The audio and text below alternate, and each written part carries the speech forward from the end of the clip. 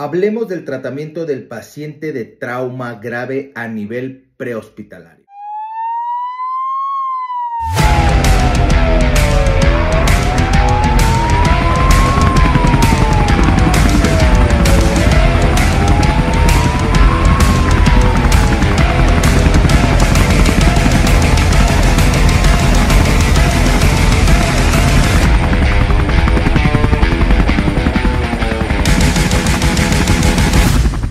Hola, ¿qué tal chicos? ¿Cómo están? Los saluda su amigo Daniel Peñaflor. Yo formo parte de los instructores de DHO y como siempre es un gusto estar con ustedes en estas pequeñas cápsulas donde transmitimos el conocimiento, hablamos de las mejores prácticas médicas a nivel mundial, cuáles son esos artículos que están revolucionando la forma en cómo atendemos a nuestros pacientes y todo enfocado a la medicina prehospitalaria.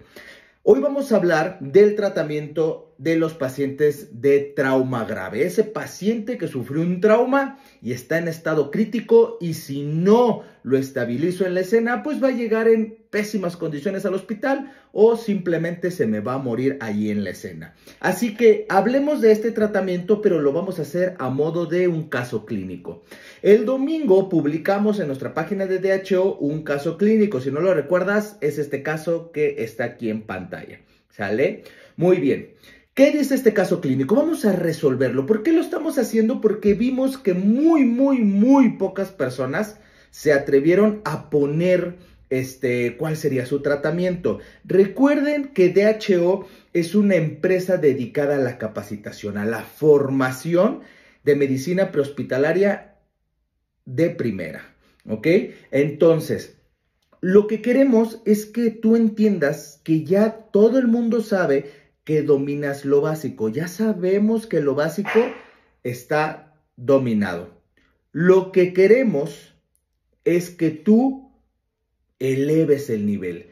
Que ahora hablemos del soporte vital avanzado a nivel prehospitalario para que le ofrezcas más cosas a tu paciente y tenga más probabilidades de sobrevivir cuando lo básico ya se hizo y el paciente sigue en estado crítico, ¿ok? Entonces vamos a resolver juntos este caso. Vamos primero a leerlo. Dice, caso clínico dominguero.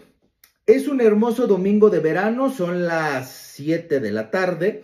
Cuando eres despachado a un accidente de vehículo de motor contra objeto fijo. Primero aquí es importante que nosotros entendamos que la evaluación de pacientes comienza desde el despacho, ¿ok? Desde la llamada al 911, la información que nos dan a nosotros los paramédicos de lo que está transmitiendo el reportante es vital. Siempre te voy a recomendar que les creas la mitad, ¿ok? Nunca creas que la escena es segura porque hay un policía ahí. Ningún policía se va a quitar su chaleco antibalas para decir, hey, paramédico, tú protégete. No, nadie, ¿ok? Entonces, es muy importante que entiendas que la evaluación de pacientes y el tratamiento comienza desde el despacho, desde que tenemos la información y somos despachados a la escena. Muy bien. Al arribar, observas a un vehículo incrustado en una pared de una tienda de autoservicio.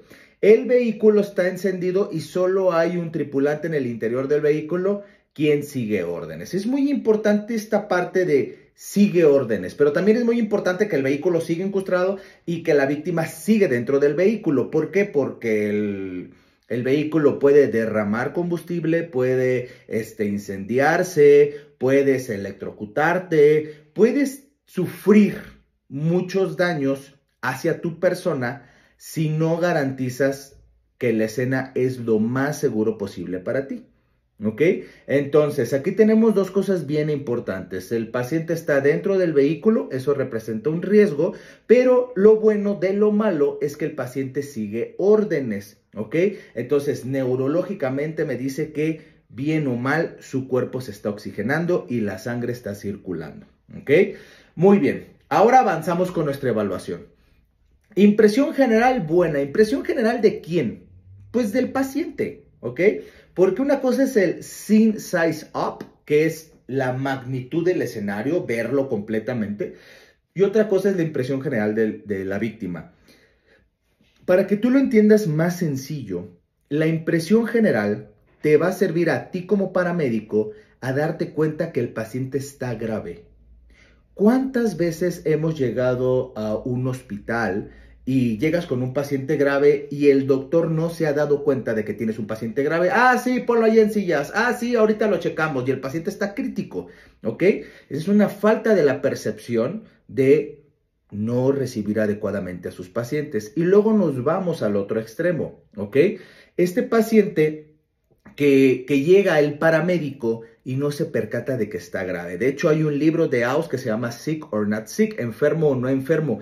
Esto es para enseñarnos y que nos demos cuenta de que la clínica es todo. Así me lo decía un gran maestro de la medicina de urgencias, me decía el doctor Andrade, el que sabe clínica sabe medicina. Entonces necesitamos darnos cuenta que nuestro paciente está grave y eso lo vas a ver en la impresión general, desde la postura, cómo lo encuentro, si está interactuando conmigo, si se percata que estoy yo a él, cómo veo el escenario, o sea, cuál es la impresión general que te da el paciente en los primeros segundos, ¿ok? Avanzando en el flujograma de evaluación, pues luego nos encontramos con un examen neurológico rápido y esto es el ABDI, ¿ok? Alerta verbal, dolor e inconsciencia, ¿sale? Si el paciente está alerta, pues tiene los ojos abiertos, se percata que estás ahí, y si no, pues bueno, tiene los ojos cerrados, vamos a tener que hablarle, y si cuando le hablas no responde, pues bueno, vamos a tener que hacerle un estímulo doloroso, y si no responde a estímulos dolorosos, entonces se dice que el paciente está en estado de coma, que es ausencia de todo estímulo, ¿sale? Como lo decimos coloquialmente, inconsciente, aunque sabemos que un inconsciente es el término filosófico para hacernos referencia a una persona en estado de ebriedad que se subió a un coche y atropelló a una familia. Ese es un inconsciente.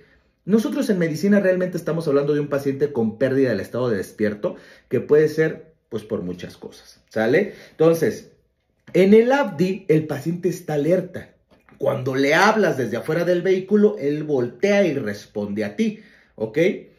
Muy bien. Avanzando con el flujograma de la evaluación primaria, nos encontramos primero con la X. La X de paciente que presenta alguna hemorragia exsanguinante. ¿Ok? Tú como paramédico debes de saber perfectamente cuáles son los 3 criterios para decir esta es una hemorragia catastrófica y ahí es donde nosotros tenemos que enfocarnos para atender a este paciente. ¿Sale? Muy bien. Luego, en la X, pues no encontramos ninguna hemorragia catastrófica. Avanzamos con el flujograma. Los vamos a la A de vía aérea. La vía aérea está permeable. El paciente habla con normalidad. No hay algo que obstruya la vía aérea y el paso del aire, ya sea líquidos, sólidos o anatómicos. Luego nos vamos a la B de busque la ventilación y el paciente nos dice el caso que tiene respiraciones rápidas. Eso es malo. Con disnea, con sensación de falta de aire. Eso es malo. Ruidos ventilatorios ausentes del lado izquierdo, ¿ok? Del lado izquierdo no escuchas ruidos ventilatorios. Con tu estetoscopio no escuchas. Ventila en el derecho, no ventila en el izquierdo. Base, ventila en el derecho, no ventila en el izquierdo. ¿Esto es bueno? Por supuesto que no es bueno. Este es un hallazgo muy importante que se asocia a lo que sería un trauma de tórax con una amenaza a la vida, que lo más probable que sea es un neumotórax. Atención, no lo sé, pero aquí tenemos que empezar a fluir y a trabajar muy rápido, ¿sale? Luego, no avanzamos con el flujograma. Aquí es un muy buen momento para colocarle oxígeno a 15 litros con una mascarilla no recirculante a nuestro paciente dentro del vehículo. Y luego nos vamos a la C. Y nos dicen la C, pulso distal filiforme, piel pálida y diaforética. Recordemos lo que es el término filiforme. Filiforme es un pulso débil y poco perceptible, nos habla de una mala perfusión. Y luego nos vamos a la condición de la piel, que nos habla el caso que está pálido y diaforético, con una descarga adrenérgica, palidez, nos habla de problemas de la circulación. Todo nos está apuntando a un problema que lo más probable sea un estado de shock. No sé cuál, pero me está dando hallazgos importantes mi paciente. Lo más importante es que tú te des cuenta de que estos signos, a pesar de que esté alerta, a pesar de que pase a que obedezca órdenes, no es normal. Y esto es la clínica, esto es donde tiene relevancia la clínica. Avanzando con el flujograma, nos vamos a la D de déficit neurológico y el paciente tiene una escala de coma de Glasgow de 15 puntos, un traumatismo craneoencefálico leve. Avanzamos con el flujograma y llegamos a la E. ¿Ok? En la E dice sin afectaciones por el entorno. Recordemos que la E es de amenazas a la vida por el entorno. Eso quiere decir que sí, puede que el frío sea el culpable, puede que un golpe de calor sea el culpable. En este caso se descartan estas dos opciones porque es evidente que las lesiones es por causa del accidente vehicular. ¿Ok? Muy bien. Ahí tenemos lo más importante. La evaluación primaria es lo más importante de cualquier proveedor que trata emergencias. Hasta aquí, ¿qué hay que intervenir? Pues mira, tenemos un paciente que en A no tiene compromiso, pero en B sí. En C tenemos un pulso filiforme, piel pálida y diaforética. Un Glasgow de 15, o sea, está como que bien mal, así nos está llevando el paciente. Luego nos vamos a la evaluación rápida. Antes de pasar a la evaluación rápida de trauma que se hace de cabeza a pies en 60 segundos, es importante recalcar qué tratamiento vamos a dar en los ABCs. Pues hasta aquí nada más le daríamos oxígeno suplementario, ¿ok? ¿Por qué? Porque no ventila un lado del pulmón. Porque su coche está dentro de una tienda. No necesitamos el Albert Einstein para saber que este paciente requiere una asistencia sanitaria, ¿sale? Luego hacemos una evaluación rápida de trauma de cabeza a pies encontrando los siguientes hallazgos. Contusión en frontal con hemorragia mínima, ¿ok? Distensión venosa yugular, un signo que en trauma inmediatamente nos lleva hacia un neumotórax a tensión o hacia un taponade cardíaco. Luego, movimientos paradójicos en tórax. Esto quiere decir que el tórax está haciendo esto, ¿sale? Un lado no se distiende, el otro sí tiene buena complianza. No, eso es un signo muy malo, ¿sale? Con una contusión evidente a la exploración. Recordemos que tan solo en la caja torácica tenemos 12 lesiones mortales. De esas 12, en prehospital 6 lo van a matar en la escena, ¿ok? Una de esas 6 es la que estamos sospechando, neumotórax a tensión. Levantamos la playera porque recordemos que en tórax se inspecciona, se palpa, se ausculta y se percuta, ¿ok? En tórax. Luego continuamos y vemos que el paciente tiene dolor abdominal en cuadrantes inferiores, pelvis bien, no se siente con lesión, fractura bilateral cerrada de fémur en tercio medio, así como pulso, motor y sensibilidad en las 4 extremidades. Este paciente nos va llevando por un mal camino, luego bueno, luego malo. Y así son los pacientes críticos, el que parece que todo está bien, pero se nos muere en los siguientes minutos. Entonces recuerda que tu trabajo como paramédico no es tratar el estado de shock, es prevenirlo. Prevén que tu paciente se descompense, trátalo antes. ¿Ok? Muy bien, pues esos son los hallazgos en la evaluación rápida de trauma, del cual nos preocupan dos principales, porque recordemos que el tipo de shock que más rápido mata es el shock obstructivo, y en este caso una distensión venosa yugular, disminución o más bien ausencia de los ruidos ventilatorios en el hemitórax izquierdo, más la disnea, más los movimientos paradójicos, todo apunta al que el paciente está experimentando un neumotórax a tensión, ¿sale? Muy bien, ahora vamos a avanzar con la toma de signos vitales. Ya nos encontramos en la evaluación secundaria y tenemos una tensión arterial de 180, una frecuencia cardíaca de 123, una respiratoria de 31 con disnea y uso de músculos accesorios, saturación parcial de oxígeno de 81% al aire ambiente, un Glasgow de 15 puntos, glucosa de 80 miligramos sobre decilitro, una temperatura de 38.6, una camografía de 34, dolor en abdomen 10 de 10 y un FAS positivo en ventana suprapúbica, ¿sale? Entonces, de estos signos vitales, ¿qué nos preocupa? Primero, la TEA está limítrofe, ¿sale? En lo que sería característico de que el paciente estuviera chocado en 90 o menos. Frecuencia cardíaca de 123, taquicárdico. Recuerda que la taquicardia inmediatamente se te vienen 4 cosas a la cabeza: dolor, fiebre, ansiedad y la más importante, compensación ante un estado de choque. Entonces, esa está mal, esa te debe preocupar. La frecuencia respiratoria en 31, la taquipnea es el signo que marca el estado crítico del paciente, aunado a la disnea y el uso de músculos accesorios. Tenemos un problema en la oxigenación, ventilación del paciente y tiene que ser tratado de manera inmediata. Luego tenemos una saturación al 81% al aire ambiente, eso es muy malo. Glasgow de 15 es bueno, glucosa 80 es bueno, una capnografía de 34 limítrofe que puede coincidir con lo que es la taquipnea del paciente, pero recordemos que esas son medidas de compensación, entonces está mal. Luego, dolor en abdomen, 10 de 10, está mal, ¿sale? Nos puede hablar de lo que es irritación peritoneal por una hemorragia intraabdominal. Recuerda que si no hay una hemorragia aparente externa, lo más probable es que esté en la panza, en la pelvis, ¿sale? Luego le hacemos un FAS positivo, porque sí, los paramédicos sabemos ultrasonido, los paramédicos traemos ultrasonido en la ambulancia y lo debemos de utilizar. Entonces, hacemos un FAS y encontramos líquido libre en lo que es la ventana suprapúbica, ¿sale? Vemos el historial clínico del paciente, alergias negadas, medicamentos negados, sin antecedentes médicos de importancia, se tomó una michelada hace 20 minutos, nos habla de estómagos llenos. Recuerda que las únicas personas que intuban pacientes con estómagos vacíos son los anestesiólogos en quirófano.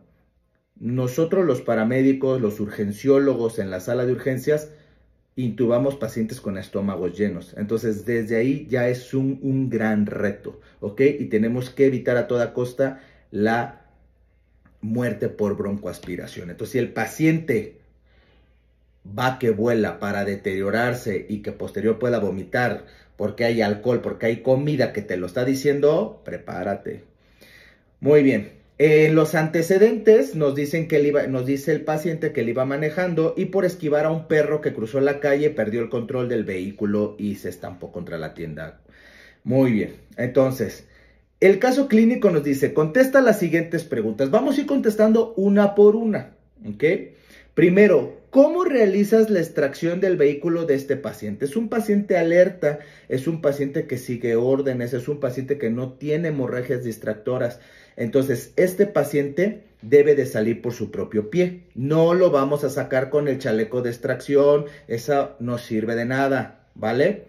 Para lo que sirve el chaleco de extracción es para estorbar en la ambulancia. No lo digo yo, lo dice la literatura, ¿sale? Entonces, ¿qué vamos a utilizar? Vamos a hacer la autoextracción, que es lo que hoy por hoy recomiendan los artículos y la evidencia científica más reciente. Hacemos la autoextracción del paciente. Recuerda que hay 3 tipos. Vamos a hacer la primaria, donde el paciente se sale por su propio pie, por donde él quiera. Entonces ya se sale el paciente sin ningún problema, lo acostamos sobre el carro camilla.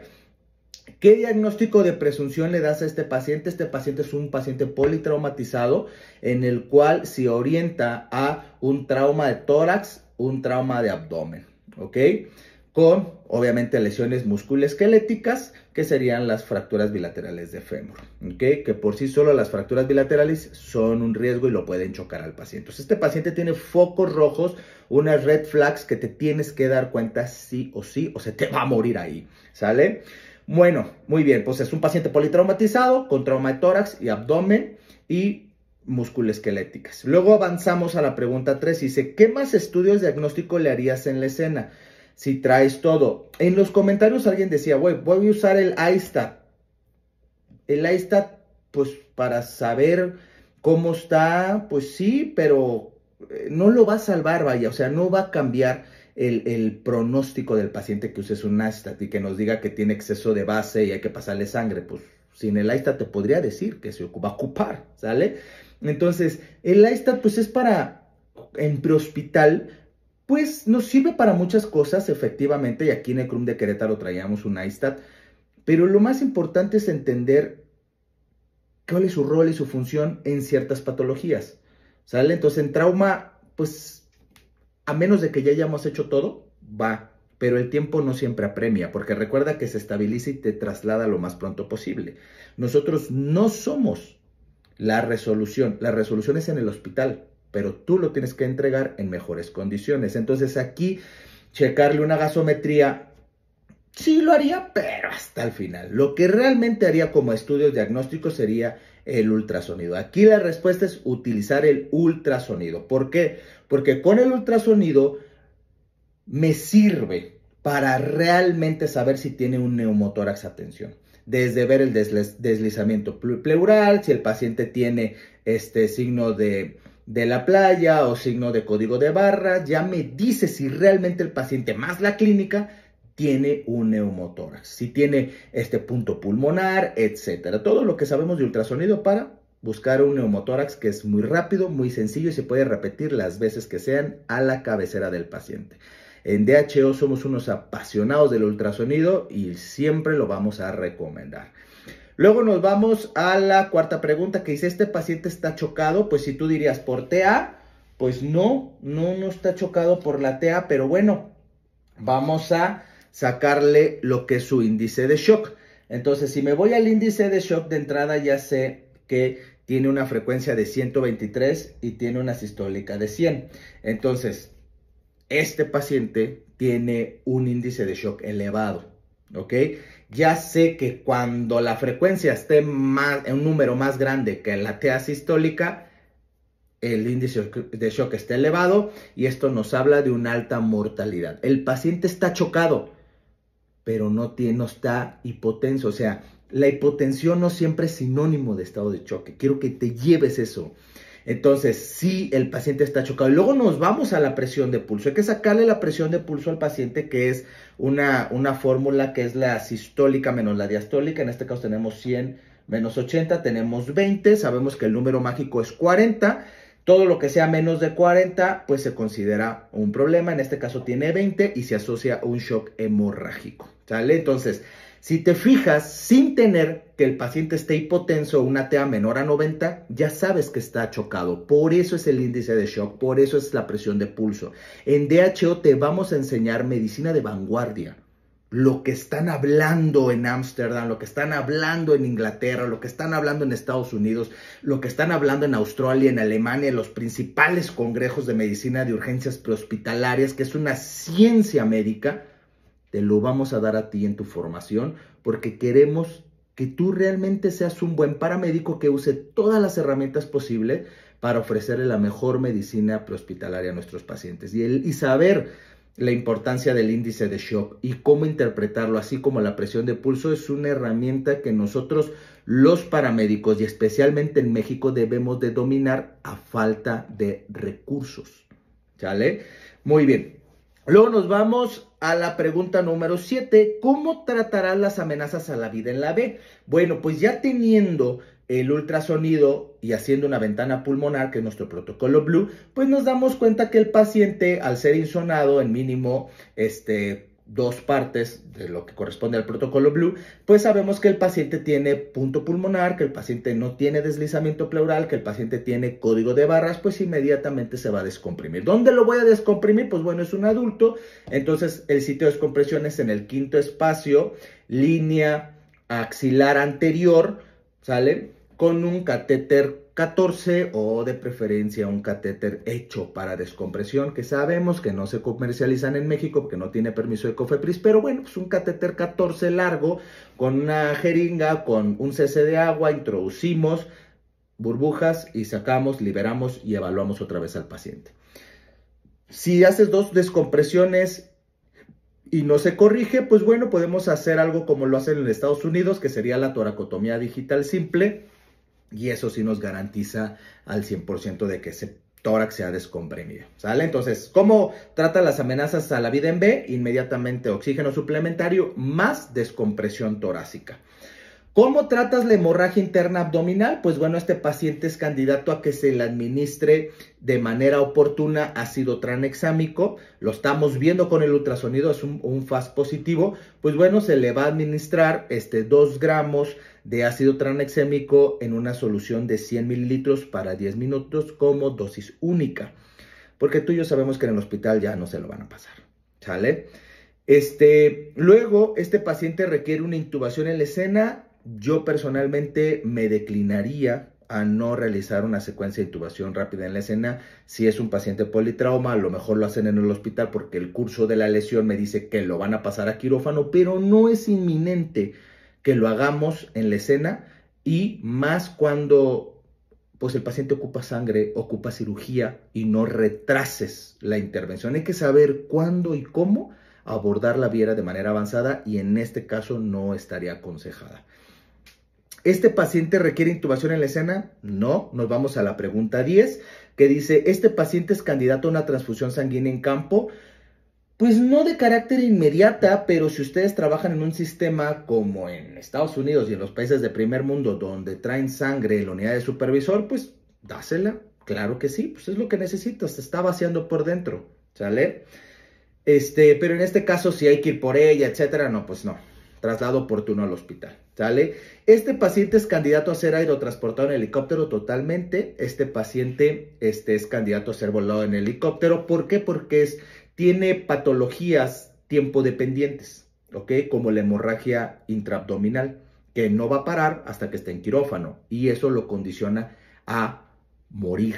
Entonces necesitamos llevarlo rápido al hospital, y este paciente sí sería candidato a lo que sería la transportación aeromédica. Cuando llegue los paramédicos de vuelo, vamos a tener que hacer este paciente aerotransportable. Entonces vamos a descomprimir el tórax del paciente, garantizar que está descomprimido, porque si no lo vamos a elevar, y pues aplicando las leyes de los gases como la de ley de Boyle, pues obviamente este paciente se va a perjudicar a mayor altitud si no garantizamos que ese tórax ha sido descomprimido. Entonces, ya que garantizamos que se descomprimió y se está pasando la terapia con ácido tranexémico, pues bueno, si tú trabajas en un sistema de transportación aeromédica que trae sangre, porque pues la literatura lo dice, si el paciente pierde sangre, pues dale sangre, y se supone que si vamos en un helicóptero de 80 millones de pesos, pues si traes para el whisky, traes para los hielos, pues mínimo que tu sistema lleve la sangre para allá, ¿no? Y lo empezamos a transfundir ahí, apegado al protocolo local de tu institución de cómo pasar la sangre, ¿no? Muy bien. Si es candidato a volar, ¿tomarías en cuenta qué tomarías en cuenta para evitar problemas asociados a la altitud? Pues ya hablamos, vamos al paciente inmediatamente, vamos a mitigar todos estos estresores de vuelo. Lo vamos a colocar audífonos para que el paciente pues no sea aturdido por el sonido tan ensordecedor que pasa arriba de una aeronave de ala rotativa. Ansiolítico si es necesario, pregúntale al paciente. Yo les preguntaba mucho a los pacientes, ¿usted se marea con frecuencia? ¿Le da vértigo? ¿Le da miedo la altura? No, pues que sí, pues entonces manejaba dosis muy bajas, por ejemplo, en este caso de difenidramina, cuando estaba indicado para que el paciente se fuera más relajado, evitando las benzos. Entonces, hay que llevarlo relajadito, hay que hacer un buen servicio, ¿va? Hay que hacer un buen servicio, que el paciente diga, viví esto tan horrible, pero cuando llegaron los paramédicos me dieron una atención tan buena que se me olvidaba lo que estaba viviendo. Eso es lo que queremos en DHO, que es una medicina de primer nivel, ¿ok? Entonces, pregúntale al paciente, ¿te mareas mucho? Pásale ondansetron, pásale difenidramina para que se vaya relajadito nuestro pacientito. Vamos a pasarle el ácido tranexémico en infusión, vamos a continuar con ella, todo con bombas de infusión, oxigenoterapia para tratar pues el tema de las altitudes y todo lo que conlleva a ser un paciente aerotransportable. Y posterior a eso, pues iniciamos el vuelo, vamos monitorizando todo el tiempo, arribamos al helipunto, se entrega a la ambulancia o tú mismo vas y lo entregas al paciente y recogemos todo nuestro equipo y lo más importante, feedback. Tenemos que hacer una retroalimentación. ¿Qué hicimos bien y qué podemos hacer mejor para el siguiente servicio? Si nosotros no nos retroalimentamos, nunca vamos a mejorar. ¿Qué hicimos bien y qué podemos hacer mejor para la siguiente intervención? Esto es lo que se pedía para resolver el caso clínico. Espero y sea de utilidad esto que estamos platicando. Inscríbete a nuestros diplomados, a nuestros cursos en DHO. Recuerda que en DHO somos paramédicos, que nos apasiona la medicina basada en evidencia, la literatura y sobre todo lo hacemos en la calle para nuestros pacientes. Entonces, inscríbete, capacítate, no por ti, por tus pacientes. Que tengas un excelente día. Nunca dejes de leer, nunca dejes de estudiar. Nos estamos viendo en el siguiente caso clínico. Hasta pronto.